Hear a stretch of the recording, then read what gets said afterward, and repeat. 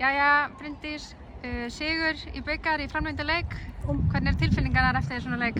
Bara æðislega sko. Það er bara æðislegt að hafa náð að klára 120 mínútur og koma 2 mörkum í uppbótartíma og svara líka því þegar það er jafna. Hvað fannst þér liðið að vera að gera vel í dag sem að skila þessu sigri? Bara svona heildar vinnuframlag, skipulag, það skilaði sér og bara, já, aðalega vinnuframlagi kannski bara. Var ekkert stress í uppbótartíma þegar að jafna leikinn? Nei, sko, það var það sem ég geggjað er að liðið sýndi svo mikið karakter að koma tilbaka. Við höfum bara lendað í síðustu leikjum akkurat í þessu að fá mörk á okkur lokamínútum og klára ekki leikinn okkar. Og við sýndum bara rosa stóra karakter að koma tilbaka og skora 2 bara æðisleg mörk. Kannski bara ennþá sætar að taka þetta svona í framlengda leik? Já, það er það sko.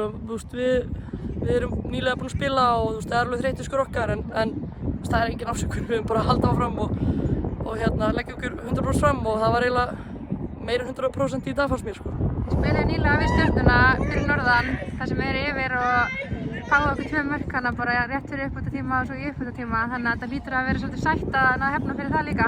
Já, það var alveg ekstra sætt. Við vorum alveg með þetta á bak við eyrað. Við höfum nýlega búin að vera að spila við þar og vildum bara sýna betri frammistöðu heldur en þá í lok leiksins og gerðum akkurat það. Ég er bara rosa stolt og ánægð með liðsheildina og frammistöðuna þannig að já, getur ekki verið annað en sátt sko. Þið eru komnir núna í áttilega úrslit eða ekki bara full að ferða fram í bikarnum? Jú, það er bara áfram í gakk og bara bikaræðum til vonandi framöndan. Takk fyrir þetta, gangi ykkur vel. Takk.